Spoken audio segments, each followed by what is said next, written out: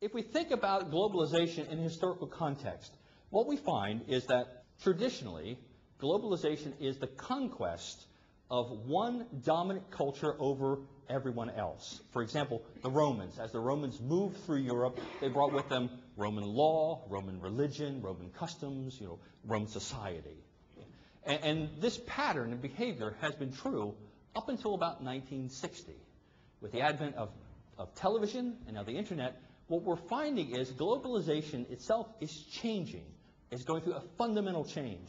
That fundamental change is that people within society are looking at the internet, looking at television, and saying, I'd like to buy that product. I'd like to have that lifestyle. So what we're finding is that around the world, people within society now are making a choice to participate in something different. I've yet to see any research, and if there are any research companies here who have done research on this, I'd love to see the data on this. But I've yet to read anything that says that someone in some country around the world was dragged into a McDonald's and forced to eat a hamburger at gunpoint. It doesn't happen. People make a choice.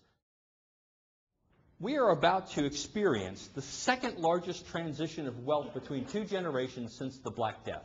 And if we look at the Black Death in the mid-14th century, the spending habits of people who inherited the wealth were not the same as the people who built the wealth. In fact, if you look at things like, for example, the percentage of meat in a peasant's diet, clothing that is red is another item that was very luxurious. The most expensive thing you could buy would be a red tunic. Sales look just like that, like internet projections during the 90s, just right off the chart. So what we see is that people who inherit the wealth spend it. Now, you can do a test of this yourself, especially if you have children aged, say, 18 to 25. I happen to have a son who's 25. I did this experiment myself. I showed him my retirement portfolio and said, son, someday you'll have to manage this. And the look on his face told you the whole story. Boat, car, house in Mallorca. I mean, he was spending it faster than I'm making it.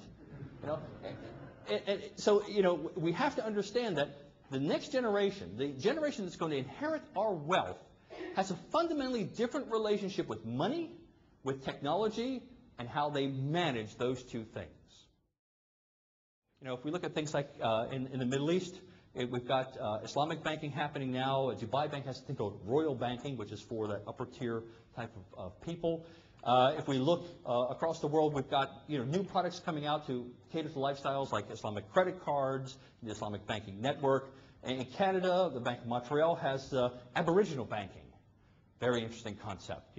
Basically they also have it's like a branch that's built into a truck. And the Aboriginal tribe that migrates has a GPS, tells them where they're going to be, and the bank comes to them. That's real mobile banking for you. But what you'll find in the little packet itself is a pack of Lego building bricks and instructions on what you're going to make. Now, those instructions have come down from top management, obviously. And I'm going to give you a very judicious 10 minutes. Considering kids can do it in 5, I'll give you 10 in case you're not in touch with your inner child. You have 9 minutes remaining. Not that management's putting any pressure on anyone.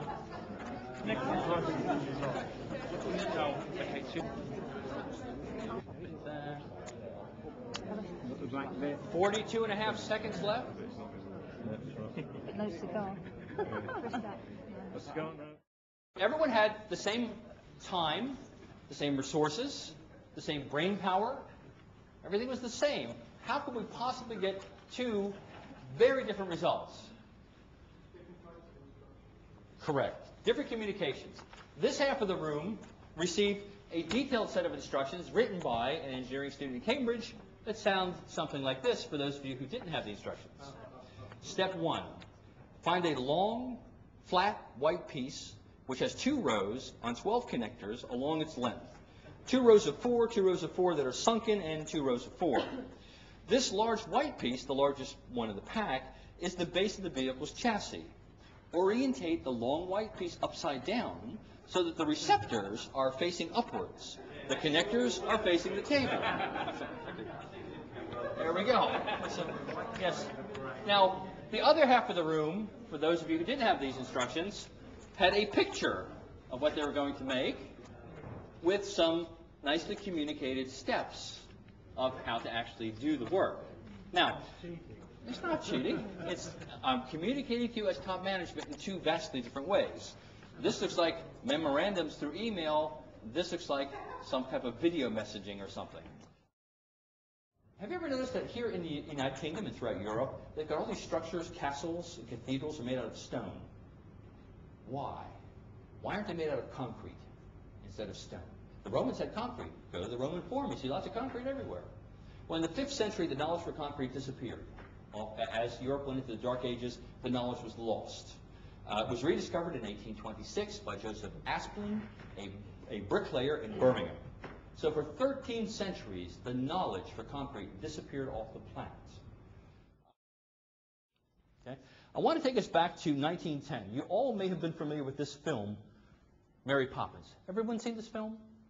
If you haven't seen it, go rent it. It's really worth it. Towards the end of the film, it's a great scene where the boy, Michael, gives the chairman of the bank tuppence. And the banker, all the bankers, the whole board, breaks into song like they do when I make a deposit at one of the banks I have here in the UK. But if you listen to what they say, with this deposit, you become part of railways through Africa, dams across the Nile, fleets of ocean greyhounds, plantations of ripening tea.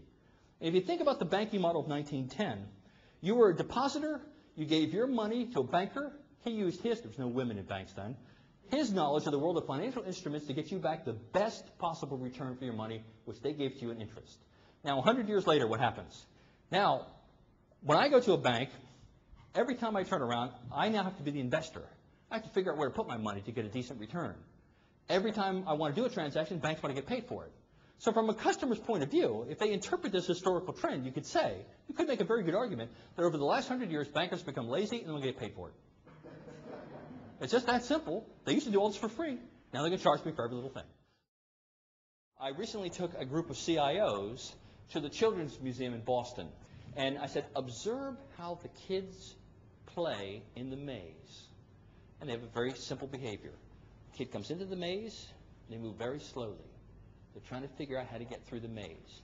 They go this way a little bit, they look, they go over here, they look, and they make their way, and it takes them a long time to go through. The second time they go through the maze, it's a race to see how fast they can go through. They know the answer now, whoa, they want to show their friends they can go all the way through.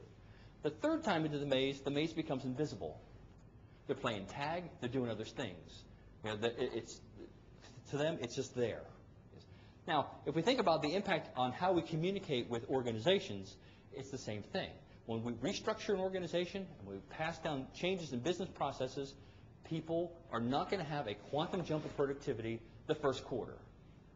They're going to be in the maze.